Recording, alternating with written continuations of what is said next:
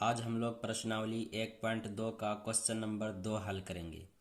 Question number 2 में कहा गया है कि पूर्णांकों के निम्नलिखित युग्मों के एचसीएफ और एलसीएम ज्ञात कीजिए तथा इसकी जांच कीजिए कि ये दो संख्याओं का गुणनफल बराबर एचसीएफ गुना एलसीएम है। यानी कि इसमें हमें क्या करना है, ये संख्या का जो युग्म है, संख्या का जो जोड़ा है, इसका एचसीएफ ज्ञात करना है यानी कि हाईएस्ट कॉमन फैक्टर, और एलसीएम भी ज्ञात करनी है यानी कि लीस्ट कॉमन मल्टीपल। ज्ञात करने के साथ साथ जांच भी करना है कि इन दो संख्याओं यानी कि एचसीएफ गुना एलसीएम वो बराबर होता है पहली संख्या गुने दूसरी संख्या के।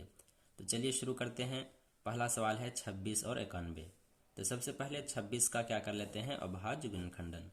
2 से अगर खिलाएंगे 13 दूनी 26 होगा, 13 एकम 13। आप यहाँ पे लिख सकते हैं 26 बराबर 2 गुनी 13 गुनी 1। अब दूसरी स्थिति में क्या है, यहाँ पे 91 दिया हुआ है, इसका भी कर लो। 7 से खिलाएंगे 13 से 91, फिर हो जाएगा 13 एकम 13। आप 91 बराबर लिख सकते हैं 7 गुनी 13 गुनी 1। अब एचसीएफ कौन होता है, जो कि दोनों में कॉमन आता है वही होता है एचसीएफ यानी कि हाईएस्ट कॉमन फैक्टर। अब यहाँ पे दोनों में कॉमन क्या आ रहा है, दोनों में कॉमन आ रहा है 13। 13 दोनों में कॉमन आ रहा है, तो इसलिए आपका एचसीएफ क्या हो जाएगा, आपका एचसीएफ हो जाएगा 13। अब बात आती है एलसीएम की। एलसीएम जो है, सबसे पहले जो एचसीएफ आया है उसको आपको लिख लेना है, बराबर 13 आया है, 13 को लिख दिए। उसके बाद अब जो जो बच गया है, यहाँ पे 2 बचा है, यहाँ पे 7 बचा है, सबको क्या कर देना है, मल्टीप्लाई कर देना है। तो 2 गुनी 7, इसको आप मल्टीप्लाई करोगे तो आपका आ जाएगा 182। अब जांच करने पर जांच क्या करना है कि पहली संख्या गुना दूसरी संख्या बराबर एचसीएफ गुना एलसीएम। तो पहली संख्या को मान लो n1, दूसरी संख्या को मान लो n2 बराबर एचसीएफ गुने एलसीएम। अब यहाँ पे पहली संख्या क्या दे रखा है, पहली संख्या आपका 26, दूसरी संख्या 91। तो n1 हो जाएगा 26 और n2 हो जाएगा 91 बराबर एचसीएफ कितना आया है 182, और एलसीएम कितना आया है आपका, सॉरी एचसीएफ कितना आया है 13, और एलसीएम कितना आया है 182। तो एलसीएम गुना एचसीएफ यानी कि 182 गुने 13।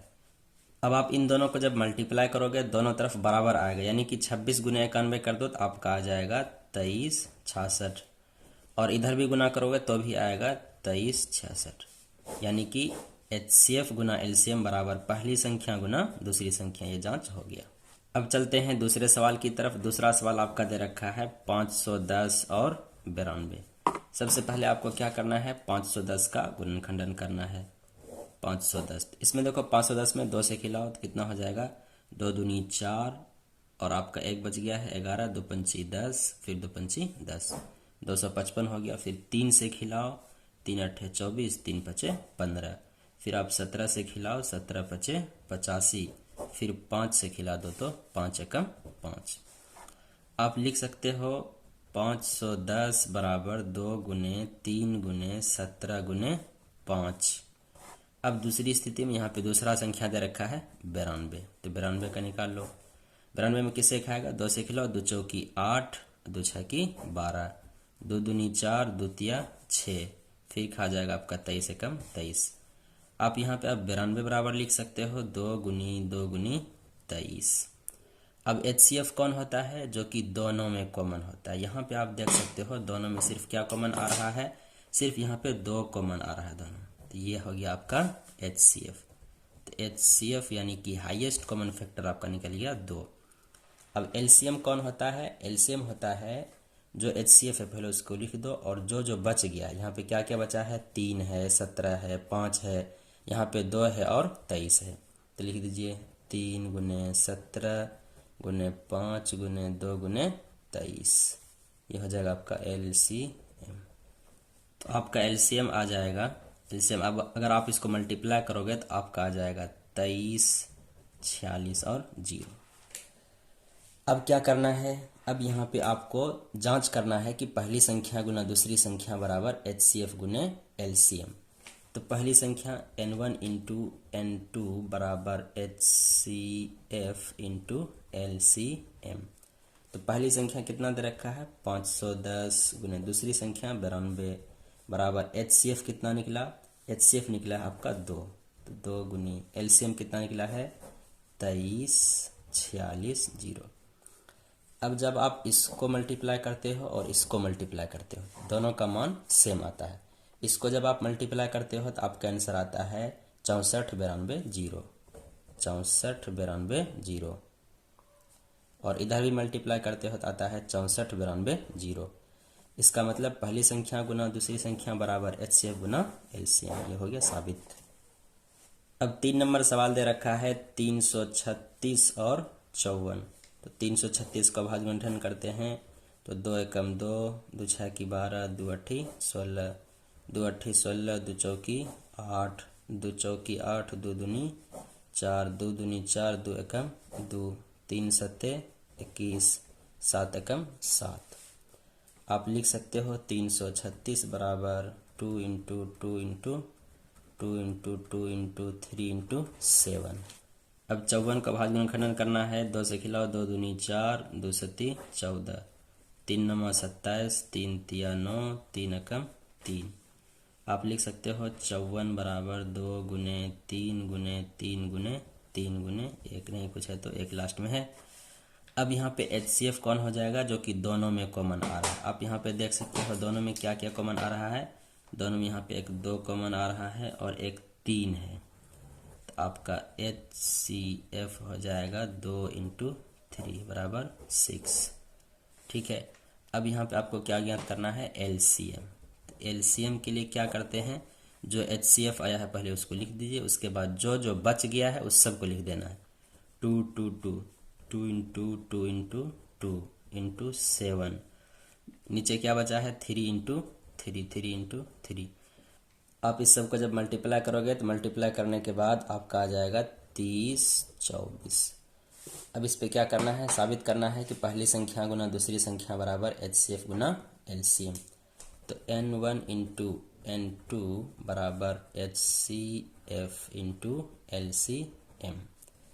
N1 कितना है आपका 336 गुने N2 कितना है 54 बराबर HCF कितना निकला है 6, LCM कितना आया है 30 24।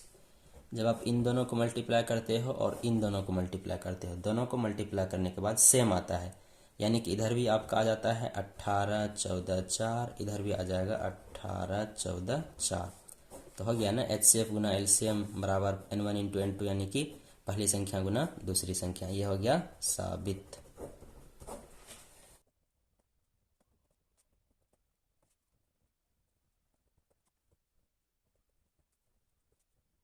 प्रश्नावली 1.2 का तीसरा सवाल कह रहा है कि अभाज्य गुणनखंडन विधि द्वारा निम्नलिखित संख्याओं का LCM और HCF ज्ञात कीजिए। इसमें पहला दे रखा है 12 15 और 21। तो अभाज्य गुणनखंडन विधि से करना है तो 12 का क्या कर लेना है, गुणनखंडन कर लेना है। तो 2 6 की 12, 2 तिया 6, 3 एकम 3। फिर 15 का कर लो, 3 पच्चे 15, 5 एकम 5। और इधर 21 का 3 सत्ते 21, 7 एकम 7।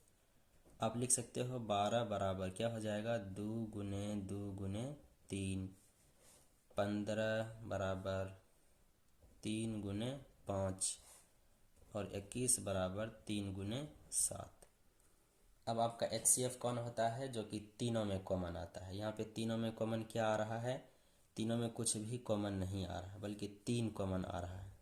तीनों में 3 कॉमन आ रहा है तो आपका HCF क्या हो जाएगा 3 हो जाएगा। और आपका LCM क्या हो जाएगा, LCM के लिए क्या करते हैं, जो HCF आया पहले उसको लिख दीजिए और जो बच गया है उस सब को मल्टीप्लाई कर देना है। तो क्या क्या बच गया है 2 गुने 5 गुने 7। जब आप इस सब को मल्टीप्लाई करोगे तो आपका आ जाएगा 420। तो आपका LCM आ गया 420, HCF आ गया 3।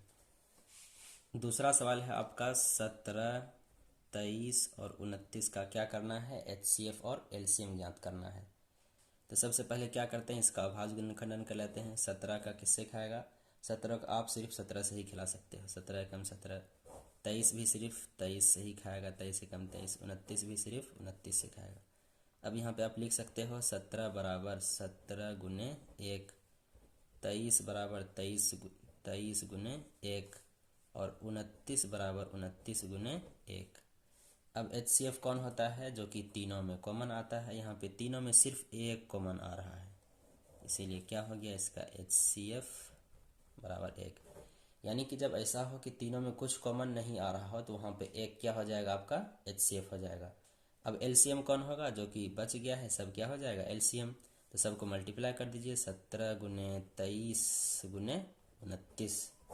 जब सबको मल्टीप्लाई करोगे तो मल्टीप्लाई करने के बाद आपका आ जाएगा 11 33 9। तो LCM बराबर 11 33 9। अब इसका लास्ट सवाल है 8 9 और 25 का HCF और LCM ज्ञात करना है। तो 8 को आप करो तो 2 चौकी 8, 2 दूनी 4, 2 एकम 2। 8 बराबर 2 गुने 2। अब 9 का 3 तिया 9, 3 एकम 3। 9 बराबर 3 गुने 3। 25 का 25 25, 5 एकम 5। तो 25 बराबर 5 गुने 5। आप यहाँ पे देख सकते हो। अब HCF ज्ञात करना है। HCF कौन होता है? जो कि तीनों में कॉमन होता है। यहाँ पे तीनों में क्या कॉमन आ रहा है? यहाँ पे तीनों में कुछ भी कॉमन नहीं आ रहा है, तो यहाँ भी आपका HCF क्या हो जाएगा? लास्ट में एक है ही, तो क्या हो जाएगा HCF बराबर 1 हो जाएगा, क्योंकि लास्ट में 1 से तो होता ही है। तीनों में कुछ कॉमन नहीं आ रहा हो तो HCF क्या हो जाएगा? आपका 1। अब LCM क्या होगा? सबको मल्टीप्लाई कर दो, 2 गुने 2 गुने 2 गुने 3 गुने 3 गुने 5 गुने 5। तो मल्टीप्लाई करने के बाद आपका आ जाएगा 1800। ये हो गया आपका LCM।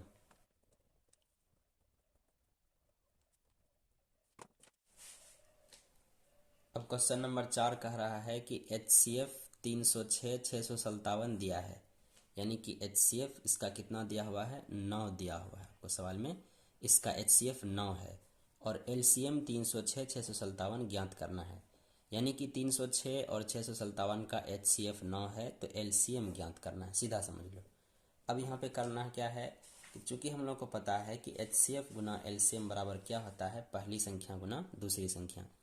या इसको ऐसे भी लिख सकते हो N1 इंटू N2 बराबर HCF इंटू LCM। यानी कि पहली संख्या गुना दूसरी संख्या बराबर HCF गुना LCM, ये रूल होता है। अब यहाँ पे पहली संख्या क्या है? 306, दूसरी संख्या है 657। HCF मुझे पता है, LCM निकालना है, तो LCM को आप इधर खींच लो। तो LCM बराबर क्या हो जाएगा? N1 into N2 by HCF। ठीक है। अब यहाँ पे क्या करना है? LCM बराबर N1 इंटू N2, यानी कि पहली संख्या गुना दूसरी संख्या। तो पहली संख्या क्या दर रखा है? 306 गुने दूसरी संख्या क्या है? 657 बट्टे नीचे में HCF आपको कितना दे रखा है? 9।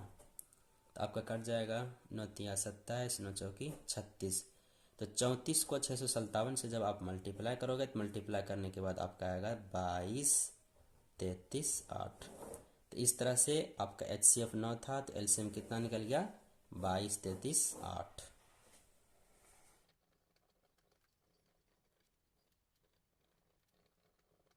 नंबर 6 कह रहा है कि व्याख्या कीजिए कि 7 गुने 11 गुने 13 प्लस 13 तथा 7 गुने 6 गुने 5 गुने 4 गुने 3 गुने 2 गुने 1 प्लस 5 भाज्य संख्या क्यों है? तो भाज्य संख्या कौन होता है? जिसका गुणनखंडन 1 के अलावा और कुछ भी आ रहा हो तो वो भाज्य संख्या है, और सिर्फ जिसका गुणनखंडन 1 ही आ रहा हो तो वो क्या होता है? अभाज्य संख्या होता है। अब इसमें करते हैं, माना कि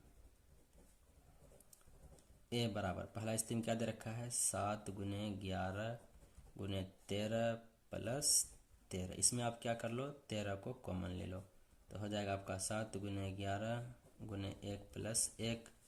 तो 13 गुने 11 सत्तर 77, 77 गुने 1 77 प्लस 1 78, 13 गुने 78। तो आप यहाँ पे देख सकते हो इसका अभाज्य गुणनखंडन 1 के अतिरिक्त 13 भी आ रहा है, 78 भी आ रहा है। इसका अभाज्य गुणनखंड 13 और 78 भी आ रहा है के अतिरिक्त है, अतः ये क्या है? भाज्य संख्या है। अब दूसरी स्थिति में देखते हैं।